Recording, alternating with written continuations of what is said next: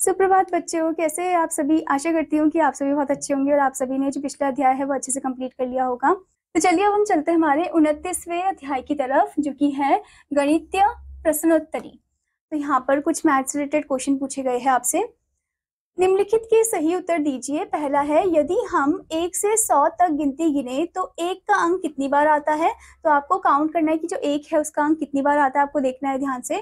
ठीक है, तो वो आता है 21 बार, यानी कि 21 टाइम्स। ठीक है, उसके बाद आपसे क्वेश्चन पूछा गया है, यदि हम 1 से 100 तक गिनती गिने तो वह कौन सा अंक है जो सबसे कम प्रयोग में आता है। तो कौन सा अंक है जो सबसे कम प्रयोग में आता है, वो है नंबर 0। ठीक है, फिर उसके बाद है, 20वीं सदी में ऐसा कौन वर्ष था जिसे ऊपर नीचे कहीं से पढ़ने पर एक जैसा दिखता है। तो कौन सा वर्ष था वो था 1961। ठीक है, अगर आप इसे ऊपर नीचे पढ़ो तो एक जैसा ही लगता है ये। ठीक है, उसके बाद आपसे पूछा है, डैश का मान बताइए यदि डैश के पहले के सभी प्राइम नंबर विषम हैं, पहली सम संख्या है, तो वो कौन सा है, वो है 4.2। ठीक है, तो बच्चों आपसे यहाँ पर 5वें नंबर में पूछा गया है, टेलीविजन का आविष्कार कौन से वर्ष में हुआ था। आपको यहाँ पर कुछ संकेत पॉइंट दे रखे हैं। यह 20वीं सदी में हुआ था। उस वर्ष की चौथी संख्या उस वर्ष की तीसरी संख्या की दोगुनी है और पहली संख्या तीसरी संख्या की आधी है। जो पहली संख्या है वो तीसरी संख्या की आधी है, और जो चौथी संख्या है उस वर्ष की, वो तीसरी संख्या की दोगुनी है। ठीक है, तो आप देख सकते हो यहाँ पर जो चौथी संख्या है वो तीसरी संख्या की दोगुनी है। ठीक है, 2 टाइम्स है। ओके, तो आंसर है आपका 1924। ठीक है बच्चों, अब आपसे यहाँ पर पूछा गया है, मेरे दादा व दादी की उम्र 3 व 2 अंकों की संख्याओं में है। दोनों की उम्र की संख्याओं में एक के बाद आने वाला दूसरा अंक विषम है। तो ये कितना है, मतलब उनकी उम्र कितनी है। तो दादी जी की उम्र है 101 वर्ष। ओके, और दादाजी की उम्र है 99 वर्ष।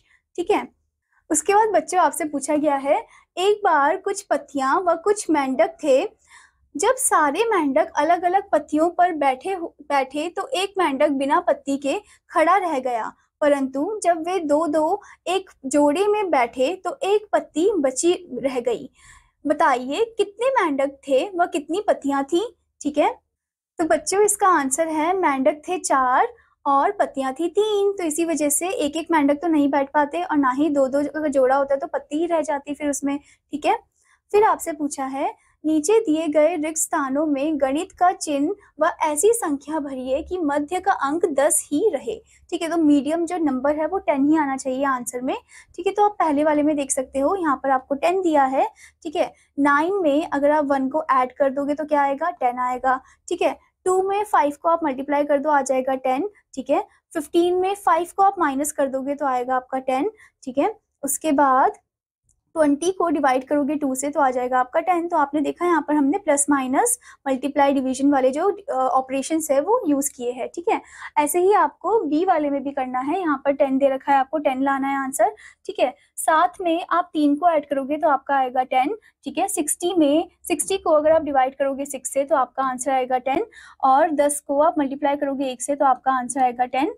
ठीक है, और 50 में आप माइनस कर दोगे 40 को तो आपका आंसर आएगा 10।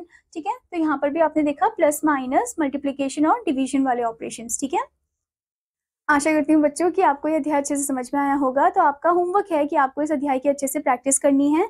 अब मैं आपको मिलूंगी अगली क्लास में बच्चों, तब तक के लिए धन्यवाद।